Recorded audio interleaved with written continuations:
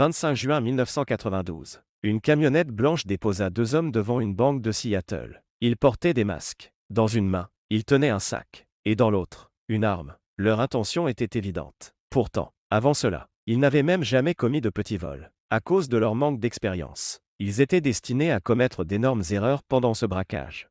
Soudain, une voiture arriva, et un vieil homme en descendit avant d'entrer dans la banque. Les voleurs le suivirent juste derrière lui. L'un des braqueurs déclara avec assurance : « Ceci est un braquage. Alors restez tous silencieux ou je vous abats. » Mais le second braqueur tremblait de peur. À cause de cela, il resta figé près de la porte. Le premier commença à voler l'argent au guichet. Après avoir rempli son sac de billets, il demanda immédiatement : « Marc, tu as pris les clés ou pas ?»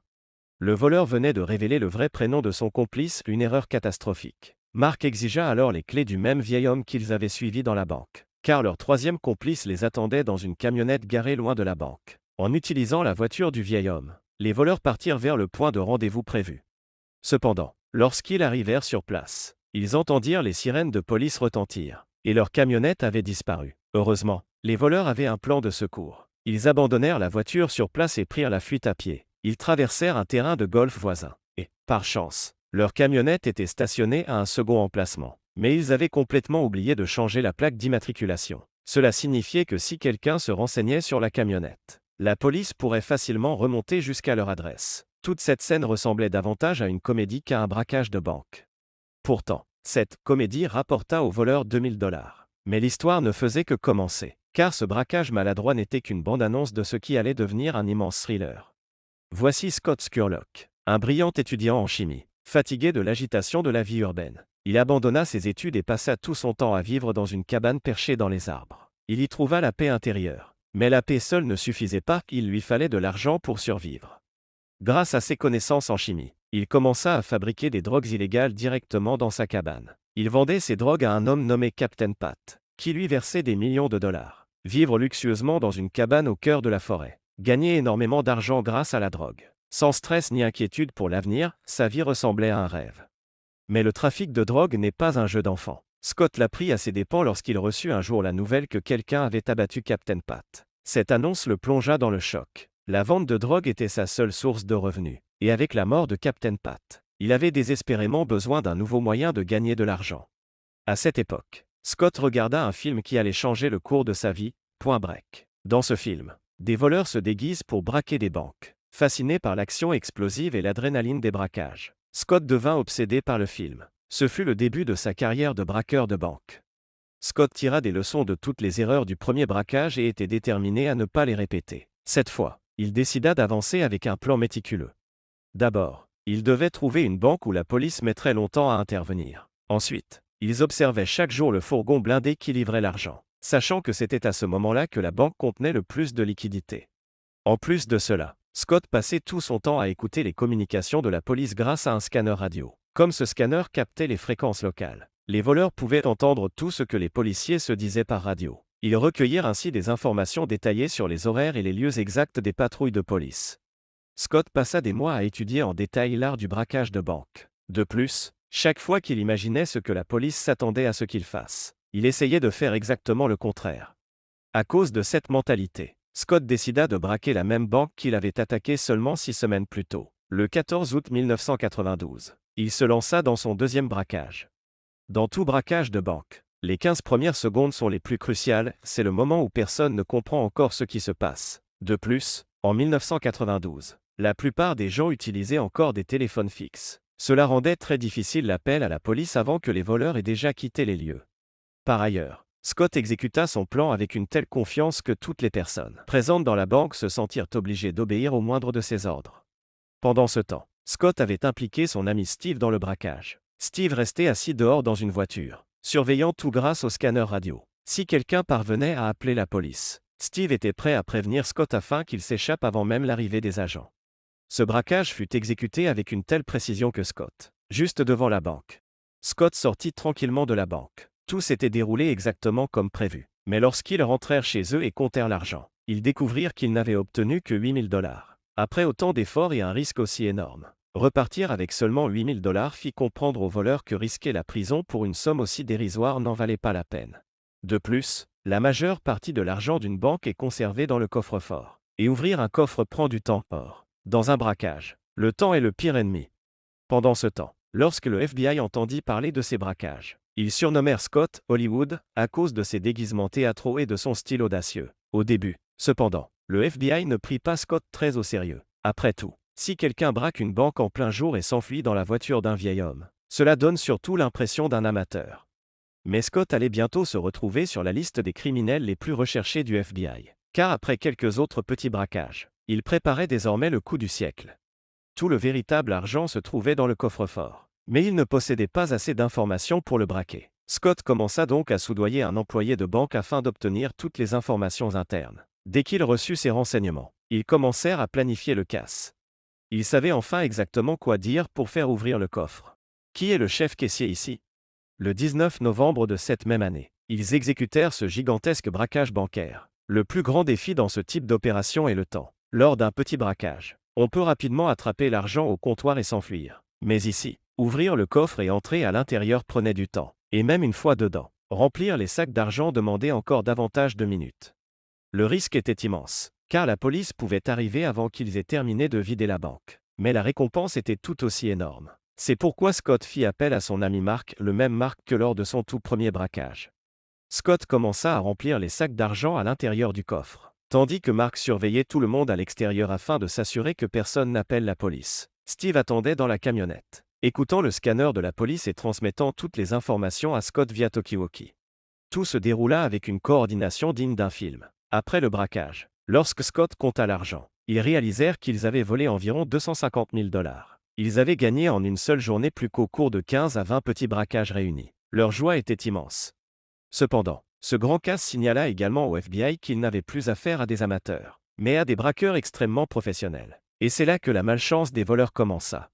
D'abord, grâce aux images de vidéosurveillance, le FBI diffusa des photos de Scott déguisé dans toute la ville. Ils placardèrent également ses affiches de recherche partout, ce qui poussa les habitants à commencer à le reconnaître.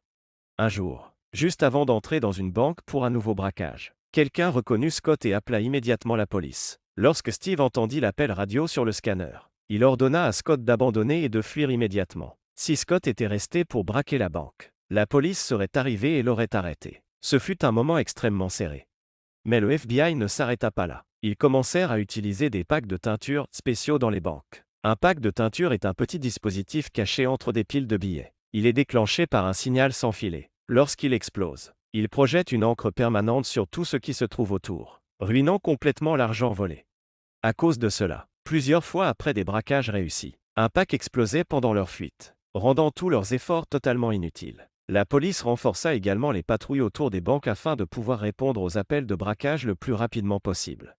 Malgré tous ces obstacles grandissants, Scott ne recula pas et continua à commettre de petits braquages. Il avait commencé à apprécier le frisson de tromper la police encore plus que l'argent lui-même. Lors d'un braquage en particulier, juste au moment où il commençait à menacer la banque, quelqu'un appela la police, et des unités furent immédiatement envoyées sur place. Pour aggraver les choses, il existait 2 routes reliant le commissariat à la banque, et les voitures de police arrivaient des 2 côtés. Cela signifiait que même si Scott réussissait à quitter la banque, la police l'intercepterait probablement sur la route.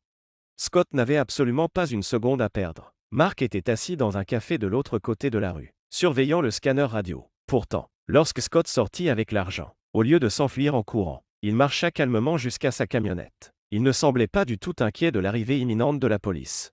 Il jeta l'argent à l'intérieur puis s'allongea simplement à plat à l'arrière du véhicule. Pendant ce temps, la police arriva rapidement et commença son enquête. Les agents étaient totalement incapables de comprendre comment le voleur avait pu disparaître aussi vite. Mark observa toute la scène depuis le café. Les policiers passèrent plusieurs fois juste à côté de la camionnette de Scott, complètement inconscients du fait que le braqueur qu'ils traquaient depuis des années était allongé juste à côté d'eux. La respiration de Scott commença même à embuer les vitres de l'intérieur. Pourtant, la police ne remarqua rien et, après plusieurs heures d'enquête, ils quittèrent finalement les lieux. Mark donna alors le feu vert à Scott, et Scott repartit simplement avec la camionnette, s'échappant avec une facilité déconcertante. Après cet incident, la confiance des voleurs explosa, tandis que la police et le FBI semblaient totalement impuissants face à eux. Mais les autorités n'avaient pas encore abandonné. Le FBI préparait un piège si parfait que la capture des voleurs semblait inévitable.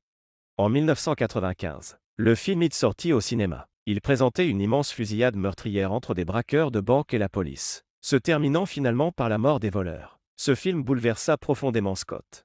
Il n'avait jamais réellement envisagé la possibilité de se retrouver dans une véritable guerre armée contre la police. Tout comme la mort de Captain Pat lui avait révélé les dangers mortels du trafic de drogue. Cette prise de conscience lui fit comprendre que le braquage de banque pouvait lui coûter la vie. À cause de cela, ils décidèrent de réaliser un ultime et gigantesque casse. Son plan maître consistait à braquer 3 banques différentes le même jour. L'idée était de frapper la première banque puis de passer immédiatement à la seconde. Au moment où la police arriverait à la première banque pour tenter de les arrêter, l'équipe serait déjà en train de braquer la deuxième.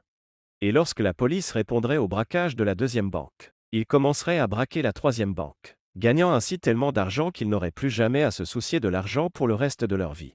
Cependant, cette fois-ci, le FBI avait préparé un plan minutieux pour capturer les voleurs. Vous avez sûrement déjà vu cela dans des vidéos, l'utilisation du GPS. Lorsqu'une grosse pile de billets est conservée au même endroit, elle peut transmettre un signal permettant de localiser l'argent. Ce qui peut sembler être une blague pour certains existait déjà sous une forme primitive au FBI il y a plus de 30 ans.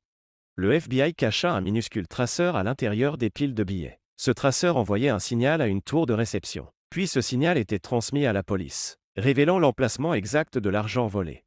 Mais Scott entendit parler de ce système de traçage, et leur plan de braquer 3 banques en même temps fut complètement abandonné. À ce moment-là, ils reçurent une information, 56 millions de dollars allaient arriver dans une banque précise de la ville.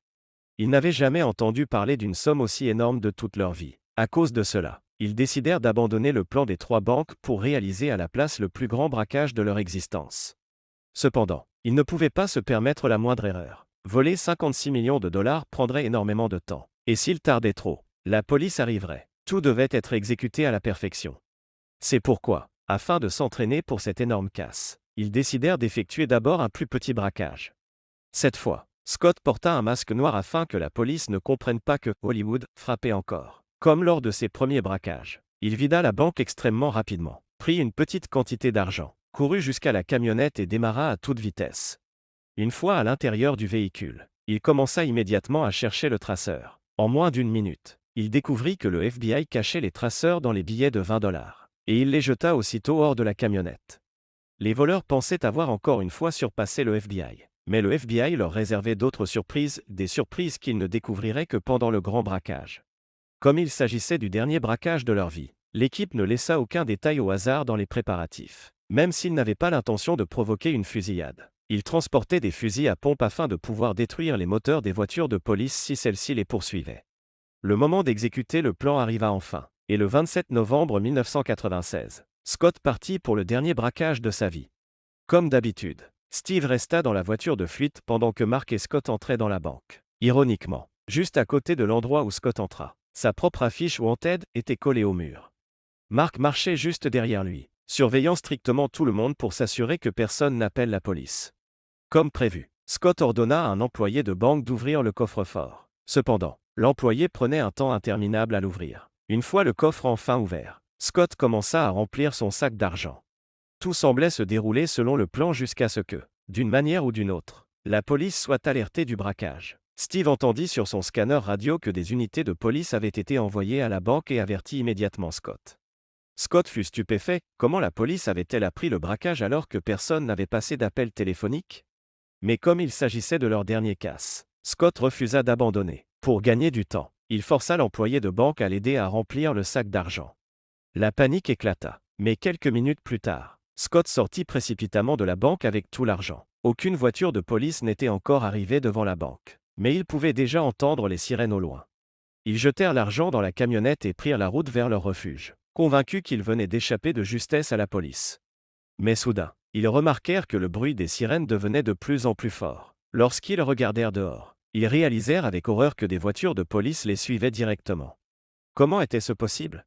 Quelqu'un avait averti la police pendant le braquage. Et maintenant quelqu'un transmettait au FBI la position exacte de leur camionnette. Qui donnait ces informations au FBI?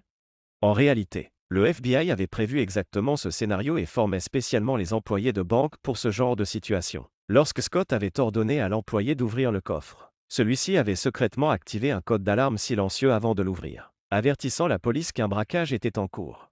De plus, pendant qu'il remplissait le sac d'argent, l'employé avait discrètement glissé des liasses de billets de 20 $ contenant des traceurs. À cause de cela, tout le plan des voleurs se retourna contre eux. Heureusement pour eux, même si le FBI savait grâce aux traceurs que les voleurs étaient proches, ils ignoraient exactement dans quel véhicule ils se trouvaient. Mark et Steve commencèrent alors à chercher frénétiquement le traceur à l'intérieur de la camionnette. Mais comme ils avaient volé une quantité énorme d'argent, ils ne parvenaient pas à retrouver les billets piégés parmi les montagnes de cash. Le FBI se rapprochait de la camionnette blanche, à seulement quelques mètres des voleurs. C'est alors qu'ils trouvèrent enfin un traceur et le jetèrent immédiatement hors du véhicule. Lorsque le FBI trouva le traceur sur la route, ils crurent que tout leur plan avait échoué et que les voleurs leur avaient encore échappé. Mais le signal continuait toujours. Comment? En réalité, l'employé de banque avait glissé 2 traceurs dans le sac. Le second se trouvait encore dans la camionnette. L'obscurité totale à l'intérieur du véhicule, les piles gigantesques d'argent et la terreur provoquée par la police créèrent le pire scénario imaginable pour l'équipe. Pendant ce temps, le signal du traceur dans le véhicule du FBI devenait de plus en plus fort. Lorsque les agents éteignirent leurs phares, ils remarquèrent une lumière bouger à l'intérieur de la camionnette blanche devant eux. Ils comprirent alors que les voleurs étaient à l'intérieur, cherchant désespérément le second traceur. Le FBI suivit silencieusement la camionnette jusqu'à ce qu'elle s'arrête brusquement. Les policiers ouvrirent leurs portières et braquèrent leurs armes sur le véhicule. De l'autre côté, Scott sortit son fusil à pompe, prêt à détruire le moteur de la voiture de police. Mais au moment où Scott pointa son arme, la police déchaîna une pluie de balles sur la camionnette. Comprenant la gravité de la situation, Scott tenta de s'échapper en conduisant. Mais dans le chaos, Mark fut touché par balle. Lorsque Steve essaya de l'aider à se relever, il réalisa qu'il avait lui aussi été blessé au bras.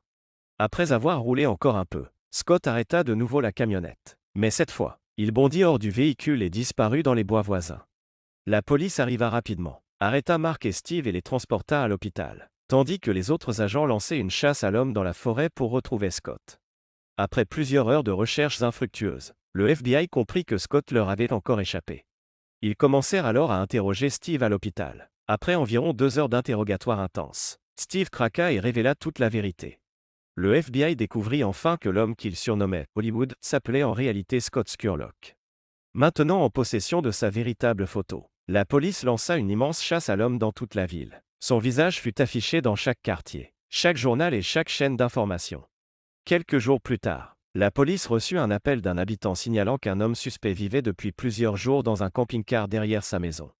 Sachant qu'il s'agissait de Scott, la police encercla immédiatement le véhicule et lui ordonna de se rendre. Mais soudain, un unique coup de feu retentit à l'intérieur. La police lança aussitôt des grenades lacrymogènes dans le camping-car et tira des coups de semonce pour l'intimider. Il n'avait aucune idée de ce qui se passait à l'intérieur, car Scott ne répondait plus. Après 2 heures sans aucune réaction, les policiers donnèrent l'assaut. Scott n'était visible nulle part debout dans le véhicule, mais lorsqu'ils regardèrent au sol, ils découvrirent son corps sans vie, touché d'une balle à la tête. Il s'avéra que le tout premier coup de feu entendu provenait de Scott lui-même. Pour échapper à une vie entière en prison, il avait choisi de mettre fin à ses jours.